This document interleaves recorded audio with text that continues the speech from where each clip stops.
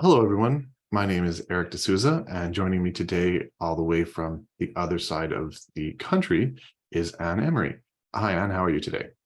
Fine, thank you, Eric. How are you? I'm good too.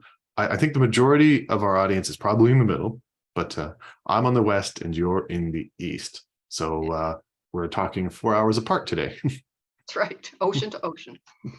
To everyone out there, Anne Emery is a Halifax writer and a retired lawyer. She has already won 2 awards of excellence from Crime Writers of Canada I keep calling it 2007, but in 2007, her first novel of the Collins-Burke series, Signs of the Cross, won the Best First Novel, Arthur Ellis. And in 2019, her 10th book in the series, Through the Heavens Fall, won the CWC Award for Best Novel. This year, she's going for the hat trick with her 12th book in the series, called Benyon Street, which is up for the Whodunit Award for Best Traditional Mystery, sponsored by Jane Doe. And just to be fair and say that we're not the only ones that appreciate her, Anne has also won an Independent Publishers Book Awards Silver Medal and the Dartmouth Book Award. Anne, if I don't mind, we'll stretch back to the beginning. Your first book, Sign of the Cross, featured the lawyer, Monty Collins, but also his suspect, Father Brennan Burke. Were you intending, like, it's hard to think this way, but were you always thinking that this would be a series featuring these 2 men?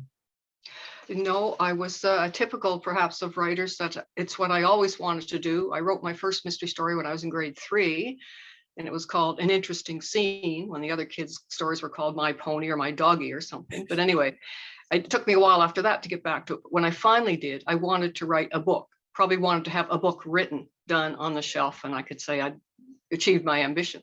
But halfway through, I became so enthralled with the writing process, addicted to writing. So I knew then I had to keep going. I couldn't stop with one book, so it was going to be a series. So I hadn't planned a series in the beginning at all. But were you always thinking, like, was Father Burke going to be like a beloved character that you were going to follow for many years, and he'd follow you around? Like most of us would have stuck probably with the lawyer, Monty Collins, and different suspects all the time. But I guess for the pleasure of your writers, or for the pleasure of your readers, rather, you write a lot about Father Brennan Burke. Is there a reason why he's so close to you, or? Well, I'm fascinated by people who are, intellectuals and religious believers, because we hear a lot of people who think the earth is only 6,000 years old or something. Okay, this is not the case with Father Brennan Burke. He's very intellectual, very, top drawer that way. And he has an interesting history in Ireland, because I'd kind of built that into the first book. His father, they had to leave the country rather hastily. So there's a history with the Republican movement and everything. So I definitely want him to be a serious character. And it's interesting, the reactions I get to him that's the most reactions I get about a character are about him. People either love him, somebody, how can I meet him? Where is he? Or he's not fit to do anything but get down on his knees and scrub the floor of that church, because he tends to use salty language. He tends to have a drink. He tends to, maybe very rarely, but break his vows. So in that way, I get very strong. And then when I wrote Though the Heavens Fall, I give it to a few friends to read first.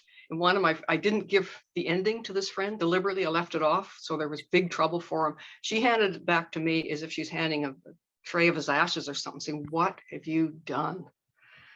And then I wrote the rest of the book and gave her the rest of it, but very strong feelings. So that tells me I must have done something right.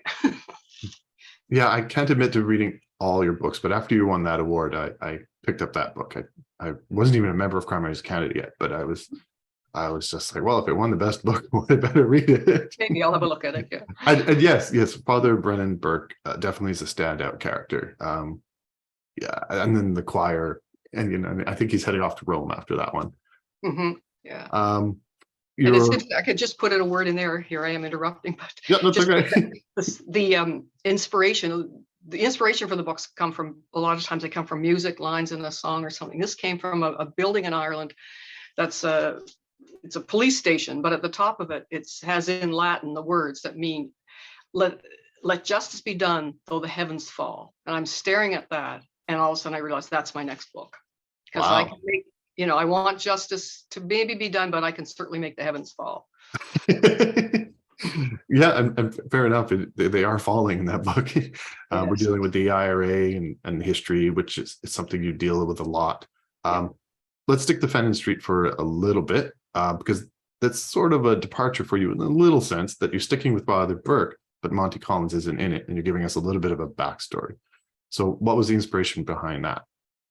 Yes, it's set in the early 1970s in Dublin, because I'm very interested in the history, and there was some terrible things that happened, bombings, were car bombs that went off in that time. So Brennan Burke had gone back. I have him going back to Dublin, which he did quite frequently, and then so he could deal with meeting characters who are involved in some of this. And then I introduced a new character, a young Garda, means the police officers in the Republic of Ireland, or the Gardaí. Shay Rinn, he's a new character. He grew up in Fenian Street, in a very poor area, the corporation flats, public housing. I wanted him to have the ambition to be a police officer, but he faced all kinds of flack from his local friends, because they didn't, they'd always been kind of targets of the Gardaí instead of admirers of them. And then the guards at that time were mainly fellas in from more rural areas of Ireland. So even in that, the dub being in the Gardaí wasn't all that popular. So I wanted his struggle. And then Father Burke comes into it. And then there's a moral quandary, which I can get into later. But anyway, it comes in to the end. What do we do in a situation like this? And it's agonizing for both the main characters. Well, we might as well get into it now then. All right. I read somewhere in your bio that your hobbies include Irish history, travel, philosophy, architecture, and music. And I do see that in your writing. But philosophy is not something that we often put into our writing. But is it something you like to incorporate? Yes, I love philosophy. It was my favorite course all through my time in university. And it goes right back to the very first principles of things. And one of the main things that Brennan agonizes about, that I do too, is just war theory. What is a just cause? But then when you're carrying out that war for your just cause, are you being just in all the methods you use? And not very often anyone could say that in any conflict or any war. So Brennan lies awake at 3 a.m. worrying about this sometimes. And then in this book, there is a quandary that the characters come up with, because there have been several bombings in Dublin and in Monaghan in which 30-some people were killed, hundreds injured, and nobody, to this day when we're speaking, nobody has ever been prosecuted. And so my characters are involved in a crime investigation, a murder investigation. Should they charge this person because there are extenuating circumstances in it? Should we go after this person for this act when all these terrorists and killers who came from the north of the partition kind of thing into Ireland and killed all these people, and they're not being prosecuted? So philosophy comes into that. And yes, you say, referring back to that bio, that you like Irish history, but I know in your books you're not always in Ireland. You're in many other locations, and you obviously like a lot of history. I also get the feeling you like research. yes. So I know some authors sort of brag about how much research they do, and I think you're probably one of those.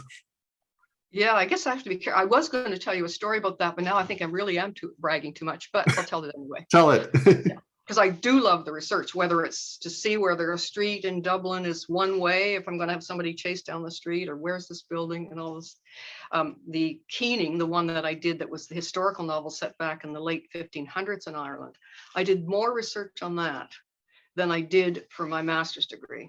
It was just, and a friend of mine here who knows his Irish history, I was telling him about it. He said, by the time you finish the research for that, you will have the equivalent of a PhD. And it was almost the equivalent. So much had to be done. You can't just say they went to the castle. How did they get there? In what? On what? Every little detail. So there's an awful lot of research. And there was a lot of research for Fenian Street as well, in which I got a lot of assistance from lawyers there, different people. A Garda detective in Dublin was a great help to me there with the police procedure and that kind of thing. So, and I love the research. I know you obviously did your research on Ireland, but you're a Halifax writer, and many of your stories actually appear in Halifax. When I know that you've been to places and written about places like Ireland, Berlin, and London, how does Halifax stand up to those places historically? Yeah. Well, I do my research here as well, including streets and everything that I'm familiar with anyway, but I'm a little obsessive about these things. But also there is a great deal of history here. We're a port town. We had the convoys that went out to both wars. The ships would gather here in Bedford Basin. The book that I'm working on now refers back to the Halifax explosion of December 6, 1917, when the street where I'm living and all the neighborhood around here was obliterated by the explosion after the two ships collided. So it was the biggest man-made explosion until the atomic bomb. So an awful lot of history here in my neighborhood. So I'd always wanted to get into that. So what I do, I don't set the book all back in 1917. It's set in the 1990s. But my characters who are putting on a play about the explosion, they have access to notes that were written in 1917 and 1918 by two young boys. They got hold of these so that they make those young boys characters in the play, and we get some information about the explosion as well. And we'll have Monty back? Yes, we will have Monty back, and we'll have Brennan back. And Monty's little daughter, Normie, who's one of my favorite characters, she is back. She's has a big part in this. Oh, excellent. So how long do we have to wait approximately for that one? We're just editing it now. So I imagine probably maybe in the fall. I can't guarantee, but later this year, I would think. Oh, excellent. Yeah. And I think all your books are also audiobooks, at least a yes, good they are. while, right? So the one for Fenian Street, I mean, I could talk about other ones, but the one for Fenian Street is the most recent one. And we have an actor originally from Dublin, and his Ashley O'Connell, and the director is David Storch, and it's absolutely wonderfully of all the voices, just exactly the way I'd want them to be, better than I would have even expected them to be, because I don't have all those voices. You know, you have different accents for different parts of the country, parts of the city, different classes. They've got it nailed. So yes, I'm pleased with the audiobooks. Oh, excellent. Well, I'm going to wish you the best of luck then. Congratulations and good luck at going for number 3. Most of us are just getting one. So, thanks a lot, Eric. Thank you, Anne, and thank you for everyone watching today.